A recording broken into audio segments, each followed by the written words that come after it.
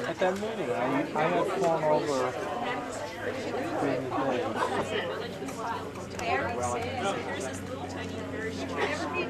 Surrounded by barbed wire and big walls of barbed wire, and I was trying to see.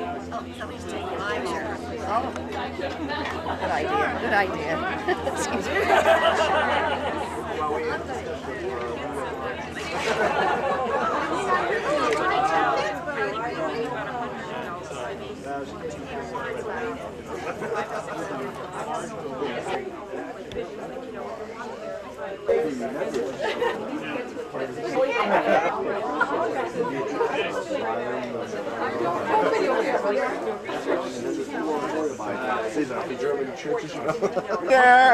Is the flash or something that we can put this on? No, they didn't French. They didn't French. We're German translation. But I was just absolutely stunned. Got out of your way.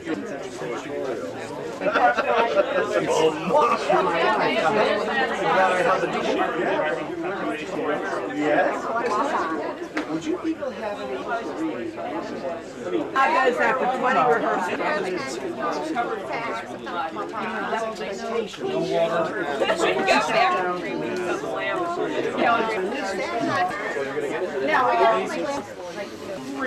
You wanted me to take her?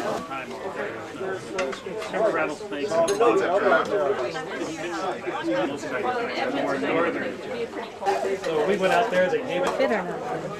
Whoa. Maybe.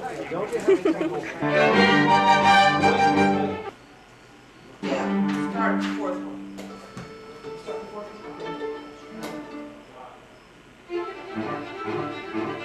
Now, is that enough?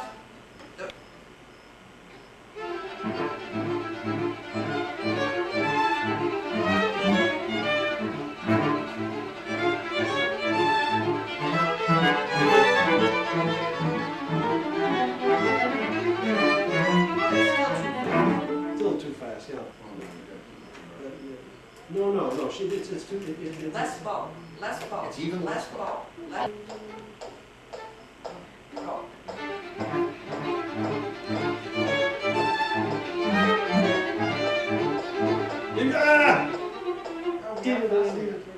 They're ahead of us.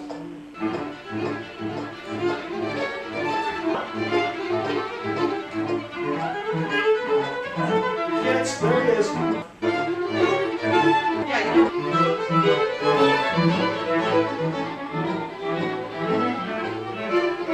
I agree. Less ball.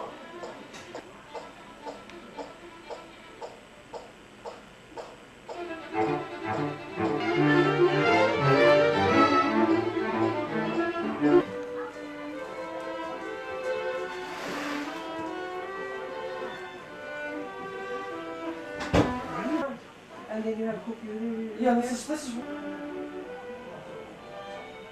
Quartet. About a year ago, if some of you go to the Albany Symphony, on the gallery, way at the top in the cheap seats, but the best seats, that's right.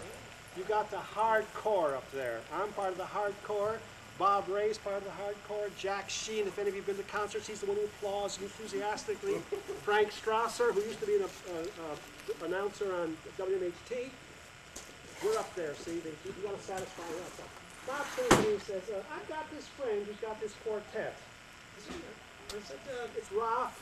I barely knew the name Raff, R-A-F-F. I remember that he was a composer of the 1800s. I knew that he was the one time considered, I want to steal his speech, but one was comfortable to Brahms. I said, sure. So we knew his music through some little pieces. There's a chamber music collection, the Flanzeli Quartet. If you ever go to a place where you want to hear background wallpaper music, usually we take these out and play these little pieces. There's a movement in there called The Mill by a composer, the Raff. We've played this all our life. violinists know a little cavatina, we know a little perpetual motion, but that's all we know of Raff. Deal of derision. There's a very famous, a number of biographies of Edward MacDowell, one of America's first famous composers. MacDowell studied with Raff, and the biographer writes at the beginning of the biography, "It is too bad that MacDowell studied with Raff. He ruined his talent by studying."